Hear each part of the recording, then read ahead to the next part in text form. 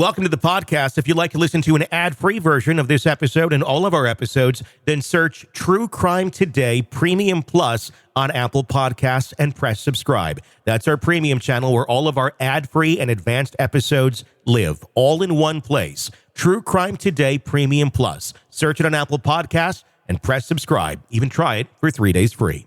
Where the line between neighbor and nightmare is razor thin. Welcome to Hidden Killers with Tony Bruschi, featuring former prosecutor and defense attorney Eric Faddis.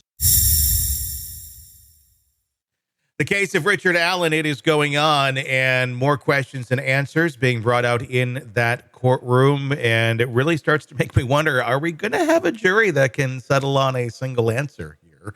Joining me to discuss, Eric Faddis, defense attorney and former prosecutor. This is really very interesting. We don't have any sort of cameras in the courtroom, so we're relying on the reporters and the people on the ground. We have attorney Bob Mata, who's there for us right now and checking it out every single day in the courtroom. And what we're learning is kind of interesting.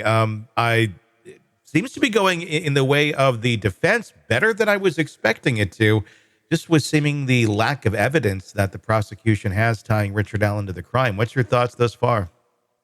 Yeah, I think the prosecution kind of came in perhaps a little overconfident because they had the alleged confessions, but you got to tie that to objective corroborative evidence to show those confessions are reliable. And I'm not sure how much of that they have.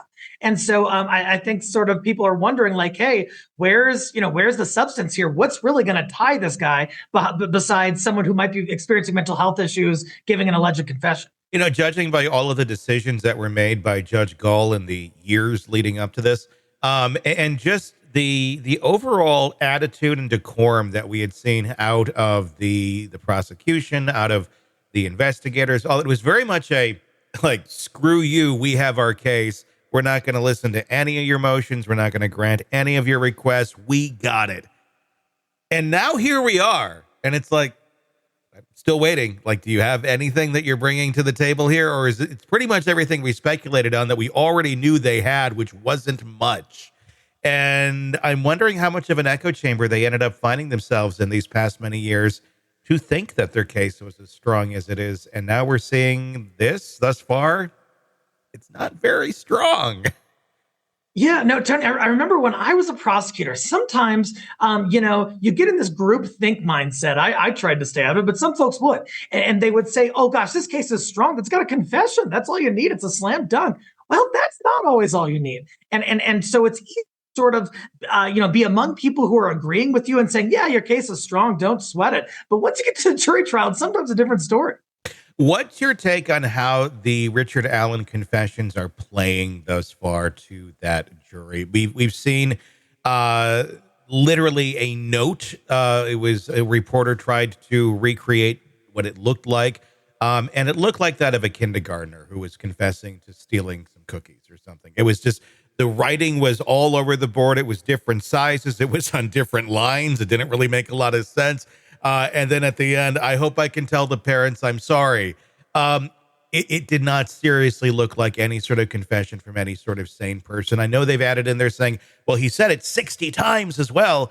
Still haven't heard that. We still haven't even heard any sort of audio. If these things happened over the phone, we haven't heard that either. I think that would be kind of a strong piece of evidence that the prosecution would want to bring in there for these slam dunk confessions that they have. Would they not?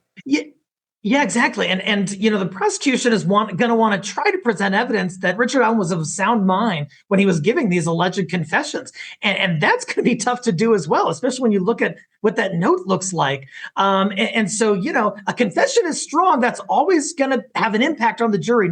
No doubt about it. But it's got to be something that's reliable, and it can't be something that's all over the board and questionable. If the audio of him giving those confessions sounds anything like those notes look, it's not going to be very compelling. Why do you think we haven't seen any of this audio yet? Is it going to come out at the very end? Is like their, haha, got you, slam dunk? Or, I mean, we've already talked about this stuff in court. I would think it might have already been, brought to light by now. Or are we not going to hear these confessions? I would think the prosecution would have to try and offer any audio confession that they have to the jury. And it's got to be scrutinized if they do that. We've already several days into the trial. Maybe they're saving it for like a big bang at the end. But I think this jury is sort of looking for, hey, what can I hang my hat on if I'm going to vote guilty? And I'm not sure they have a coat rack to do that. That's a weird thing. They don't really seem to, but they're so gung ho on their prosecution and their attitude of thinking they really got this. Let's talk about no DNA in this case as well. If we have someone who was, they were cut up, they had their throats slashed multiple times, clothes taken off, put on the wrong people. This was a physical situation. This wasn't, somebody just shot him in the back of the head or something or whatnot. There's somebody, whoever did this, got physically involved with them. And there's zero DNA on the victims. There's some hair from a family member that one of them apparently had in their hand, which I find a little weird. But there's no DNA. But this is not always the case. Koberger as well. There's DNA on the knife sheath, but there's no DNA on the victims themselves, at least that they ever found. So it doesn't necessarily mean there has to be, but is that kind of weird in a situation like this? I think the jury might find it weird. There's something that in law that's termed like the CSI effect.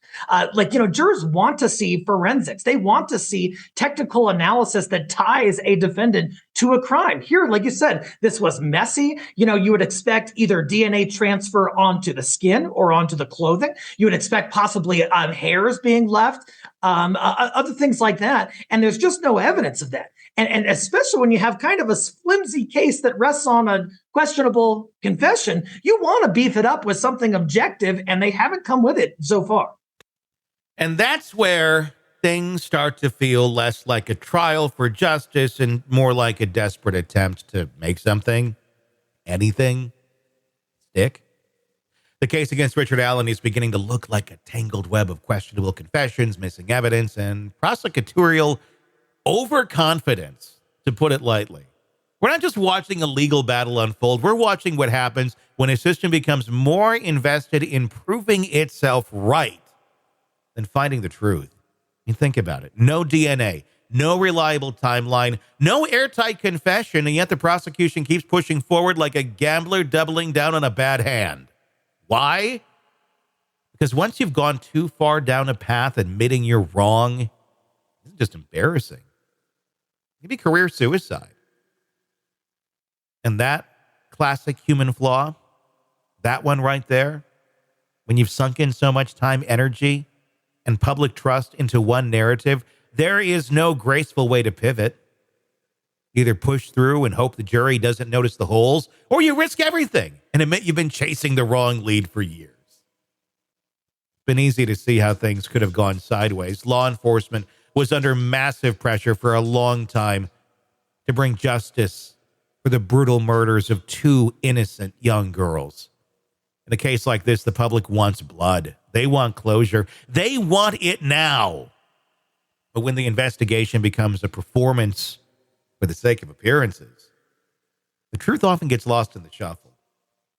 The real tragedy here isn't just about whether Richard Allen is guilty or innocent. It's about what happens when the pursuit of justice turns into a spectacle, where the stakes are not just a man's freedom, but the integrity of the entire process. If Allen isn't the right man, the real killer is still out there. And every day spent chasing the wrong lead is a day wasted in catching the person responsible. And if Allen is the right man, the prosecution handling of this case might just botch the whole thing, leaving the community without the justice it deserves. The question we need to ask is, at what point does the system admit it's made a mistake, or has the narrative gone so far that the truth just no longer matters? As long as someone, anyone, maybe CVS pharmacy tech, Richard Allen, takes the fall. But in the end, the worst kind of justice is the kind built on shaky evidence and stubborn pride. And the ones who suffer the most, the families left behind, still wondering, what might have been if things had been done right from the start. I'm Tony Bruschi. If you want to stay up to date on this case and the others that we cover, be sure to subscribe. It's this story, it is far from over. The truth, well, that might still be waiting to be found.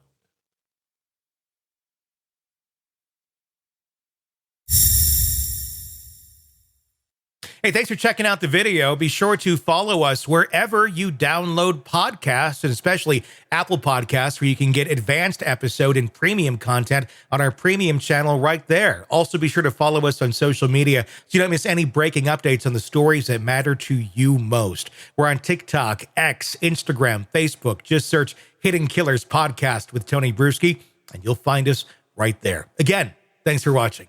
Welcome to the podcast. If you'd like to listen to an ad-free version of this episode and all of our episodes, then search True Crime Today Premium Plus on Apple Podcasts and press subscribe. That's our premium channel where all of our ad-free and advanced episodes live, all in one place. True Crime Today Premium Plus. Search it on Apple Podcasts and press subscribe. Even try it for 3 days free. You're in the thick of a true crime saga, every detail sinking in, and then, wham, a commercial about something you couldn't care less about. It's like being served a microwaved dinner at a 5-star restaurant. But it doesn't have to be this way.